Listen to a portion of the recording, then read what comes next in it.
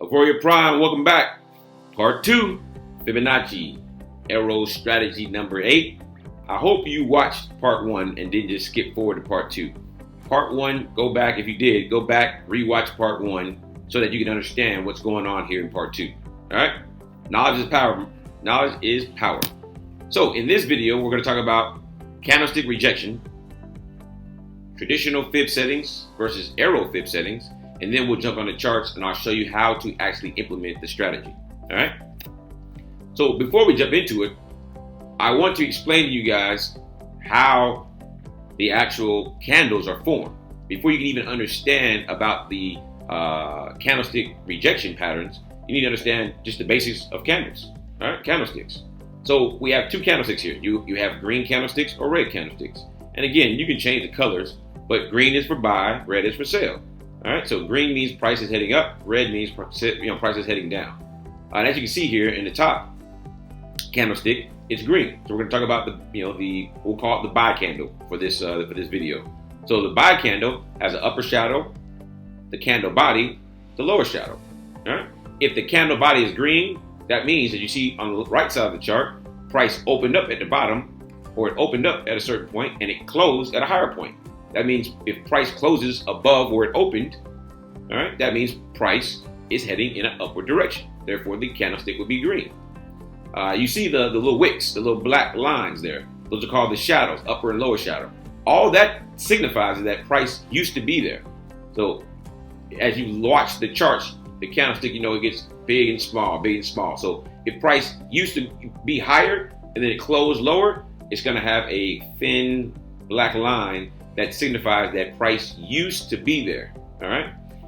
You come down to the bottom chart, it's the exact same thing, just for sell. All right. We'll call this candle the sell candle. As you see here, the candle body is red.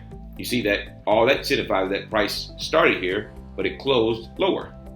Same thing with the wicks. Just means price used to be in those certain areas, but price closed at a certain level. All right. So this right here is the basis of how candlesticks form and how to actually, when you look at a candlestick, you truly understand what's going on with that actual candlestick. All right.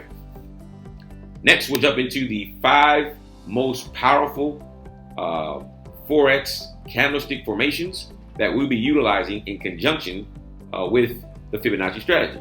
As we talked about in part 1, you cannot use Fibonacci all by itself. So we're going to combine Fibonacci plus arrow plus candlestick rejections. When combining all 3, you have a powerful system that will allow you to be consistently, potentially profitable. All right, never any guarantees, but from what I'm going to show you guys, if implemented correctly, you have a high probability chance of being successful on a consistent basis. All right, so we're going to keep it real simple. We're going to start off with the bearish and bullish railroad tracks. All right, they call it railroad track. I call it a railroad track. All right, railroad track. So when these certain formations we're going to go over happen at a certain Fibonacci level in the retracement, that is your identification to do what? To jump into the trade. All right. So the bearish railroad track. All right. When you have a green candle, so a buy candle, stop at a resistance level, and then the very next candle is almost identical to it. Again, like railroad track, side by side, coming the opposite direction. That is a bearish railroad. All right. That will happen when you're in a sell trend. So you're in a sell trend, price retraces, you have the bearish railroad track, and then it drops in the overall direction of the trend. And it's vice versa for a bullish railroad track. So price comes down, hits a certain area, you get the next candle is almost identical to the previous candle, but it's green, heading the opposite direction. It hits a level of support, heads in the opposite direction. All right. Next is one of my favorites, the engulfing candle. All right. So we got the bullish and the bearish engulfing candle. When price is heading down, just in a downtrend, and it hits a certain level, and you see here the bullish engulfing is circled and bearish engulfing circled. When you see that the previous candle, the new candle, the body of it is bigger than the body of the previous candle, all right, in the opposite direction, that is a engulfing candle. So in this scenario, you have a sell candle and the buy candle next to it is engulfing it because the body is larger than the sell candle's body. All right, and you see here, then it heads in the opposite direction.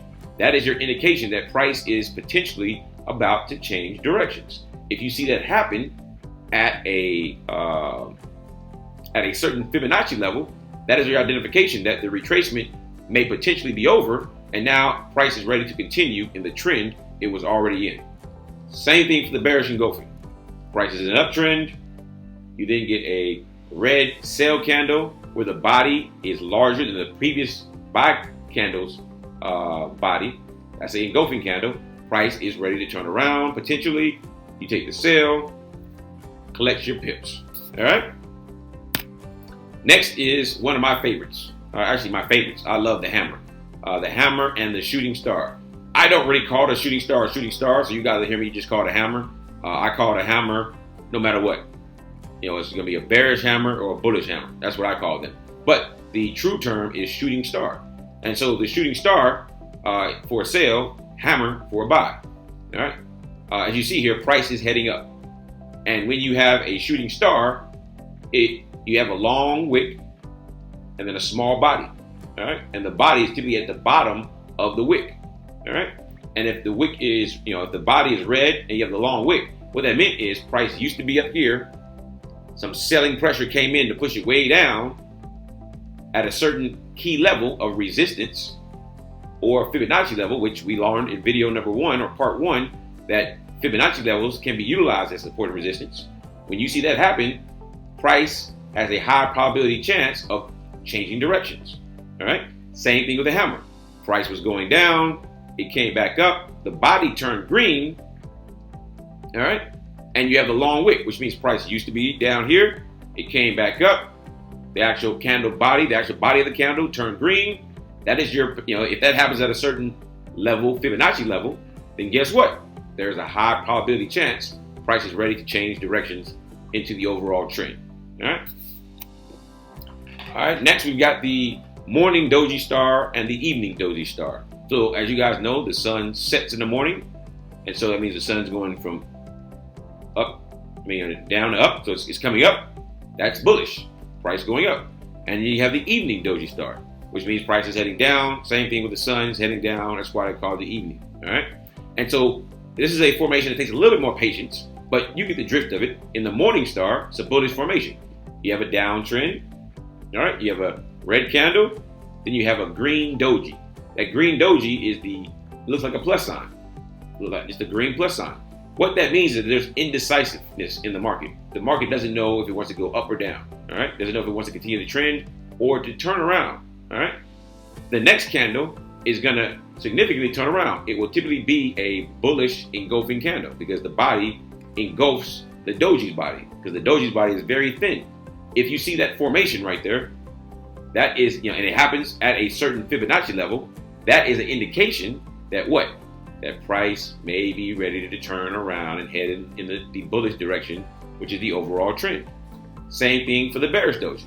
You have the upward trend. You have a red doji, which looks like the red plus sign there. So that's indecisive in the market at a certain key level. The next candle is a strong red sell candle, which should engulf the doji's body. And then guess what? That should be your indication, if it happens at a key Fibonacci level, to put a sell in. All right. So the morning and the evening star. And then last, you have the actual tweezer bottoms and the tweezer tops. All right.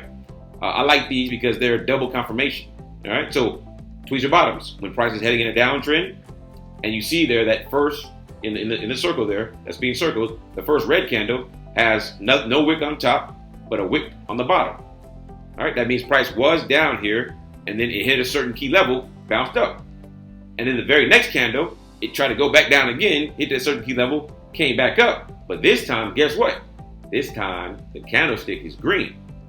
So now you have a red candlestick and a green candlestick. They look very similar. They won't always be identical, but you'll see no wick on top, wicks on the bottom that show the rejection of that key level right there. Therefore, the next candle outside of the circle there is your entry for the buy. Same thing for the tweezer tops for the sell. Prices headed up, hit a certain key level, came back down, closed, no wick on the bottom.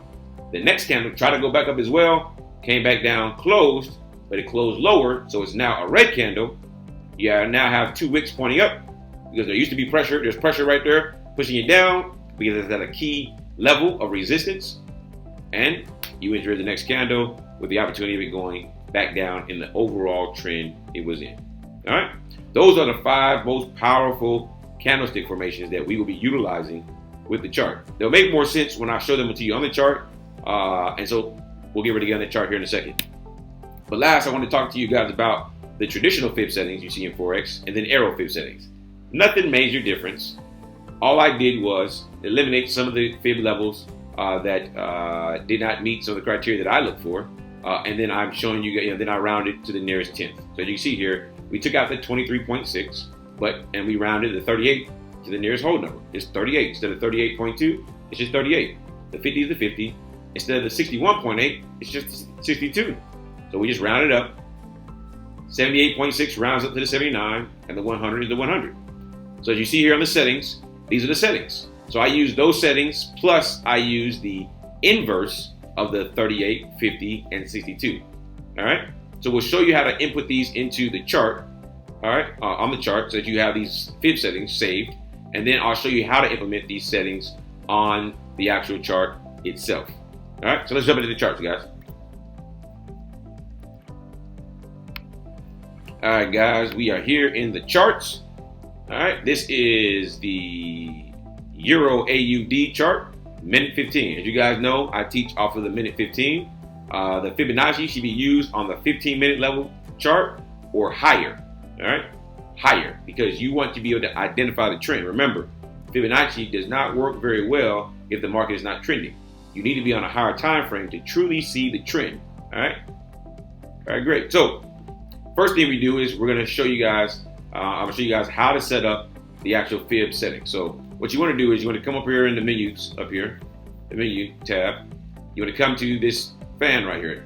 Put your cursor over it. It says draw Fibonacci retracement. All right. Draw the Fibonacci retracement. All right. If you don't have that on there, let's go here. You should have that. Actually, you should have that on there. It should be standard. All right. So if you don't have it on there, we'll take care of that. It means something's wrong. You should have that as a standard feature on this actual menu tab. You put your cursor over it or your mouse. It should say draw Fibonacci retracement. There are 2 types: the Fibonacci extension, the Fibonacci retracement. We're only going to use the Fibonacci retracement. All right, so once you click on that, you want to click it on the chart, hold down on the mouse, and drag out, and you'll see your Fibonacci retracement. All right, your numbers will not look like my numbers. You need to adjust those. So what you want to do is double click on the Fibonacci tool, retracement tool, until you see the 3 white dots. When you see that, click on the one, on either one of them, right click, go to Fibo properties, and you'll pull up your actual fib settings here. All right. So here, what you want to do is you can adjust your fib to whatever colors you want to. It doesn't really matter. And so this red is more or less for how you're going to draw from top to bottom. That's just your swing high to swing low to swing high. It just identifies that. And then if you go to Fibo levels, this is where the actual settings come into place. All right. So you start off with 0. So you literally just double click on this here, type 0. And then on the description, you double click on this, type 0. All right. After that, you might not have any more. So if you don't have any more, you may need to hit add. So if you hit add, it'll bring up a blank one for you, and you can add those levels in there. And then you can simply also select delete, and that'll delete that. If you have all the levels in there, great. You can add these levels. Level 0, description 0. Level 0.38, description 38. Level 0.62, description 62. Scroll down. Level 0.79, description 79. Next is the negative 0.38 for the level, description negative 38. Next you have level negative 0.5, description negative 50. Then you have 0.5 for the level and and positive 50. All right, for the description, positive 50. Then you have level negative 0.62, description negative 62. And then last, you have level number 1, description 100. All right. Next, you can actually change your actual fib levels. I like yellow because it stands out from whatever is on the actual chart. So I select my yellow, but you can select this and select whatever you want. And then after that, hit OK.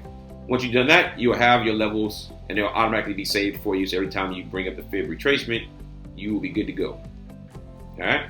So now let's go through the rules. If you want to delete this, you just right click on it as well and hit delete. All right.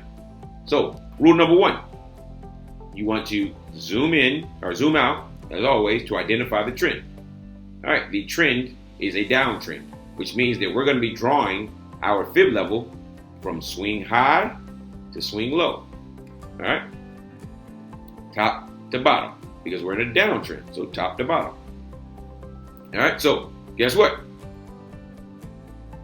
We zoom in. Now we zoom in so we can go and find our entry. All right. And so I'm going to teach you guys how to successfully use Arrow to find the entry. All right. So we're going to go back a couple of days so I can find the setup. All right. So I can show you guys how it all works. All right. Great. So what you're looking for here, let me zoom in a little bit. What you're looking for, all right, assume that we are right here on this candle. Price is right here, all right? We're in a downtrend, and guess what? This candle is the first candle to qualify for retracement. The retracement rule for Arrow is whenever you're in a downtrend, one of the candlesticks comes back above on the upside, so a buy side of the moving average. All right. So this candle was the first candle to come above the moving average. That is my identification that there's a retracement. So I do 2 things. Number 1, I want to make sure I don't have any support levels below me. If I do, don't even worry about drawing the levels. As long as I have clear skies down here, I am good to go. All right. So I do what now? So what that means is I want to go back to my previous retrace level. So my, the previous high of the retrace, which would be right here. And you want to make sure it is touching a zone. All right. So this was touching a zone. Actually, it's not. So we zoom in. You see, if you zoom in, it's not touching the zone right there. Real close, which means that now this was the last high. The previous or the swing high, because remember, we're drawing in a downtrend. So swing high to swing low. The swing high must be planted on or in a resistant zone. All right. So because this one wasn't touching, this is now my previous swing high. All right. So when you take out the Fibonacci retracement tool, you want to, let me zoom in here. You want to, let me delete this real quick, guys. All right. So we're going to go to swing high right here, all the way to swing low. This is the swing low right here because this is the lowest point before the retracement. All right. The retracement is right here. This is the lowest point after the before the retracement. So we go from swing high to swing low. Get our Fibonacci retracement. You want to put the 100 here. So you put your cursor right there and you want to draw from swing high to swing low. Wick to wick. Don't put it at the bodies. Put it at the wick. This is the swing low. All right. Come on, it's a little sensitive. There we go. This is the swing low here. So you want to draw it from the white dot here to the next white dot. So as you see here, this is the 100 line, is the swing high, back to the 0 line, the swing low. And it's vice versa when you go on an uptrend. All right. All right, great. So we got that set up. All right. So now that we got that set up, we then scroll over. All right. And you see everything play out.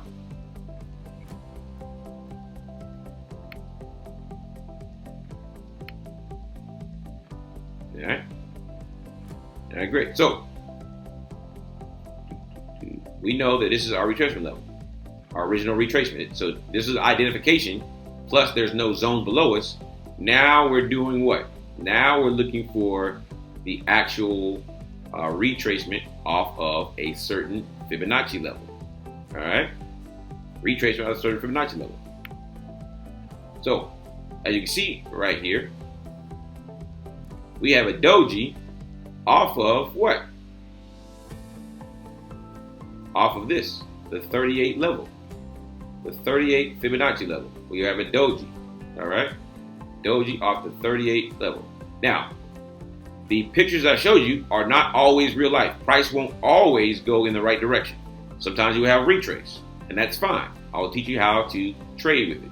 All right, so here is where the magic happens from a standpoint of handling your risk to reward ratio. All right, now that we have our doji here retracing off of the what? Off of the actual 38 Fibonacci level. The next candle is our what? Is our entry. Boom. All right, and so here's the rule for stop loss. So the rule is wherever the retracement happened, the next fib level plus 5 pips is where we put our stop loss. So if we retrace off the 38, that means the 50 level is our stop loss level. So the 50 level plus 5 pips. So we want to put our stop loss up here. So to measure it, let's see here.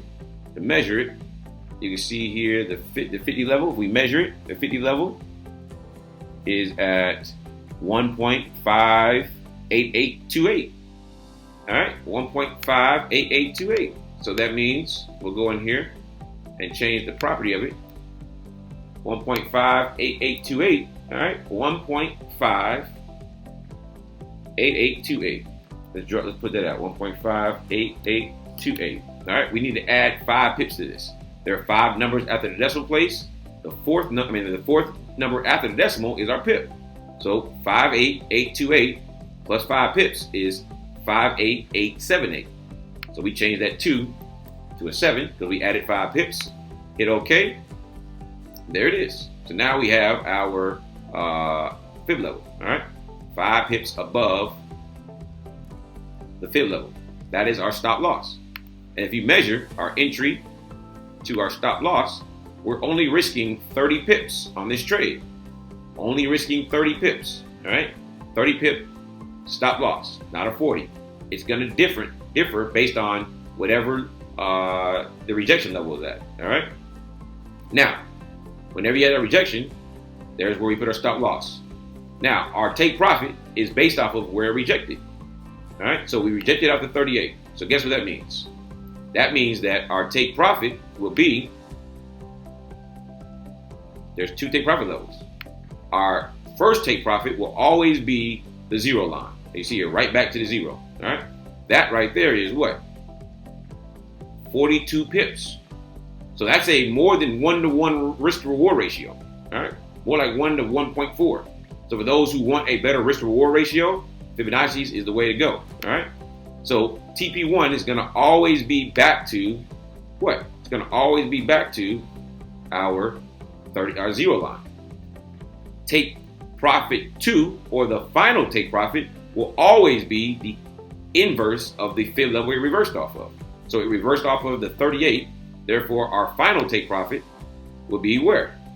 The negative 38, which that is 92 pips away. Risk 30 pips to catch 92 pips. That is a 1-to-3 ratio. So for those who wanted a proper risk to reward ratio, as you call it, this is the best way to go. And as you can see here, it got very close, reversed, came back to our entry. We were down maybe 6 pips, and then came down and hit it. We had to wait a couple of days, but we were able to catch 92 pips. And of course, along the way, you can be taking other trades. All right. This will sometimes play out day 1, a couple of hours, a couple of days. It all depends on what's going on with price. You want to make sure you stay on the right side of the trend. So we make sure we measure the trend. All right.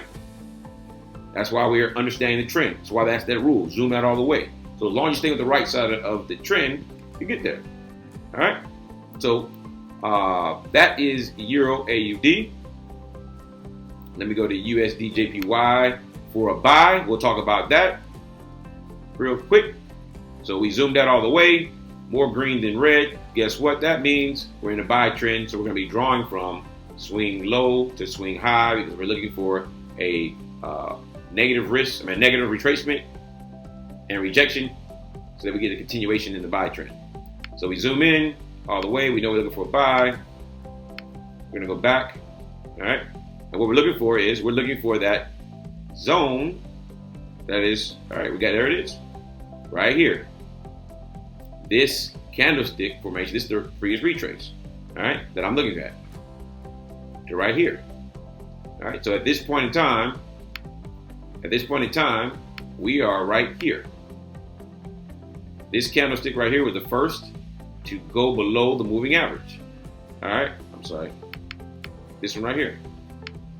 It's red.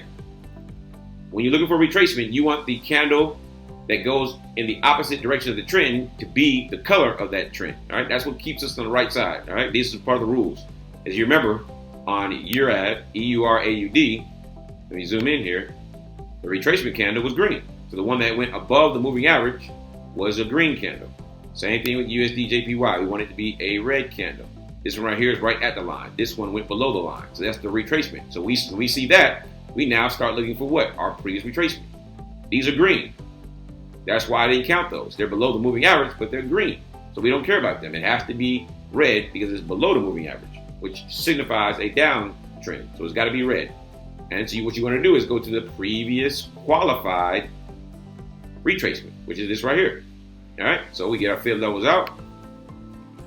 We draw it from the bottom wick to the top wick right here of the highest point, so the swing high of the previous retracement. This is the current retracement. This is the current retracement right here. This is the previous high before the current retracement. This is the previous retracement. Previous retracement, current retracement. This is the swing high of the current retracement. All right. Now that we've got that set, we now do what? Now we look for our candlestick rejection at a key Fibonacci level. And as you can see here, we got it. Zoom back up. We have a railroad right here. Boom, boom. A railroad at the 62 level.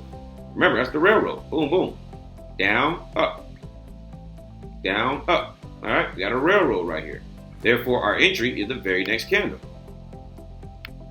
All right, this candle right here is our entry. Now, we got a railroad at the 62.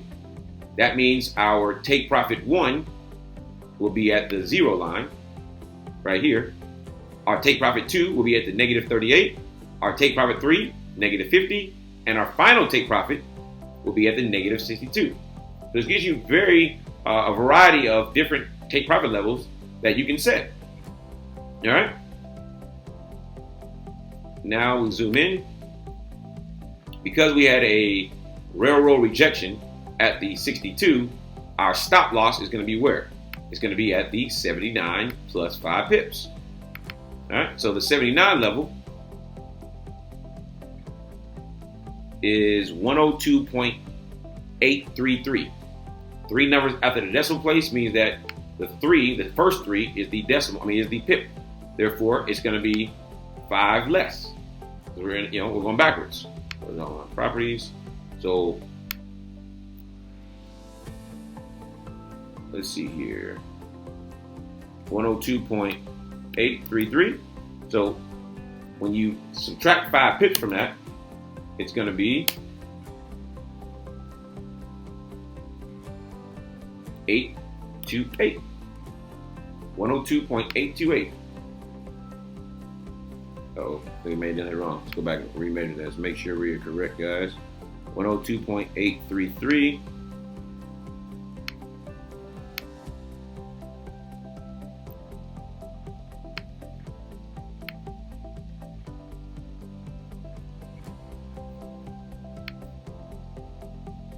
My math might be off today. 102.833. All right. We come here. Again, you guys will know how to do this because when you put the trade on, you're going to move your stop loss 5 pips below. All right. So to calculate it, all right, 833 minus 5 should be, I apologize, guys, 783. 102.783. All right. And there we go. That's 5 pips below the 79. All right. That's where our stop loss is at. And you can see here from our entry to our stop loss is 21.9 pips. That's 22 pips. All right. Now, take profit number one is going to be where? At the 0 line. 44 pips. We risk 22 pips to make 44 pips. All right. I can tell you right now, you will make the most pips or catch the most pips with a rejection at the 62. All right. Or a rejection at the 79. Those are your two golden ones. You get a rejection there, the actual continuation is going to be a fire trade. You're going to catch a lot of pips. So that's a 1 to 2 ratio right there. All right. Let's zoom out. Now, from entry to 0 line, we said 44 pips, 1 to 2 risk reward ratio. TP2 is at the negative 38. That is 73.5 pips. So now we're talking about a 1 to 3.5 ratio, 1 to 3.5. TP3 is 82 pips. All right. That's a 1 to 4 ratio almost, like 1 to 3.8. And then TP, the final TP is 92. All right. That is almost it's like 1 to 4.5 ratio. All right. 1 to 4.5. If you don't like these ratios, then you don't truly understand ratios. All right. This risk reward ratio is beautiful. Your drawdown, you can see here, was only 6 pips. All right. So as long as you are drawing your swing low to swing high or swing high to swing low with your initial point that you draw from is rooted, as you see, or is touching a support or resistance level, all right, you're setting up your fibs correctly. All right. And then I just want to clear up a couple of things here so you guys understand the final rules here, the rules for all points. All right. Let's go ahead and draw the fib levels real quick so you guys can see these. All right. If you get a rejection off of the 38, TP1 is a 0. TP2, negative 38. And you stop there. If you get a rejection at the 50, TP1, 0. TP2, negative 38. Final TP, negative 50. If you get a rejection at the 62, TP1, 0. TP2, negative 38. TP3, negative 50. Final TP, negative 62. If you get a rejection at the 79, that retraces too far. Do not take the trade. And if it comes back to this 100 line, you either have drawn your fibs incorrectly or price is turning around. All right. Now, if you get a rejection at the 30, your stop loss is at the 50 plus 5 pips. So 5 pips below the 50 for a sell, or 5 pips above the 50 for a buy. If you get a rejection at the 50, your stop loss is 5 pips below the 62 if you're looking for a buy, or above 5 pips above the 62 if you're looking for a sell. And then if you get a rejection at the 62, your actual stop loss is going to be, in a buy trend, 5 pips below the 79, or in a sell trend, 5 pips above the 79. All right. Those are the basic rules, guys. Hopefully this is powerful for you. For those who really understand fibs, I hope you enjoyed this. And for everyone else, I look forward to seeing you guys' results. Make sure to always practice proper risk management. I'll see you guys in the next video.